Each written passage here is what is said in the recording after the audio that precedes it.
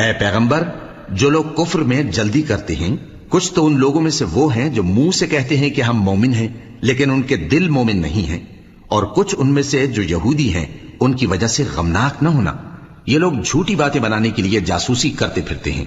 اور ان دوسرے لوگوں کے لیے جاسوس بنے ہیں جو ابھی تمہارے پاس نہیں آئے، باتوں کو ان کے مقامات میں ثابت ہونے کے بعد دور لے جاتے ہیں، لوگوں سے کہتے ہیں کہ اگر تم کو یہی حکم ملے تو اس سے قبول کر لینا، اور اگر یہ نہ ملے تو اس سے بچنا،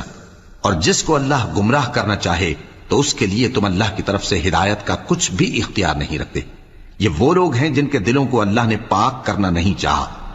ان کے لیے دنیا میں ذلت ہے اور آخرت میں بڑا عذاب ہے۔ یہ جھوٹی باتیں بنانے کے لیے جاسوسی کرنے والے اور رشوت کا حرام مال کھانے والے ہیں۔ اگر یہ تمہارے پاس کوئی مقدمہ فیصل کرانے کو آئیں تو تم ان میں فیصلہ کر دینا یا روگردانی کر لینا، اور اگر ان سے روگردانی کرو گے تو وہ تمہارا کچھ بھی نہیں بگاڑ سکیں گے، اور اگر فیصلہ کرنا چاہو تو انصاف کا فیصلہ کرنا کہ اللہ انصاف کرنے والوں کو دوست رکھتا ہے۔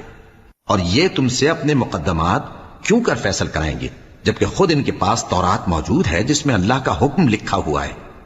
یہ اسے جانتے ہیں، پھر اس کے بعد اس سے پھر جاتے ہیں، اور یہ لوگ ایمان ہی نہیں رکھتے۔ بے شک ہم نے تورات نازل فرمائی جس میں ہدایت اور روشنی ہے، اسی کے مطابق انبیاء جو اللہ کے فرما بردار تھے یہودیوں کو حکم دیتے رہے ہیں، اور مشائخ اور علماء بھی،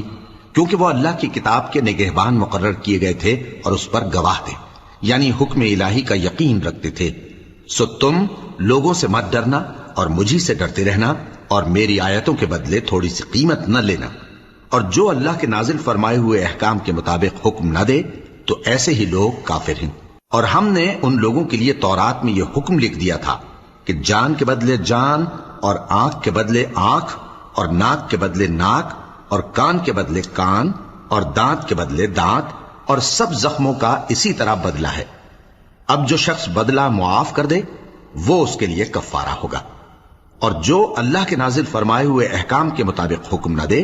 تو ایسے ہی لوگ بے انصاف ہیں۔ اور ان پیغمبروں کے بعد انہی کے قدموں پر ہم نے عیسیٰ ابن مریم کو بھیجا جو اپنے سے پہلے کی کتاب تورات کی تصدیق کرتے تھے، اور ان کو انجیل عنایت کی جس میں ہدایت اور نور ہے، اور تورات کی جو اس سے پہلی کتاب ہے تصدیق کرتی ہے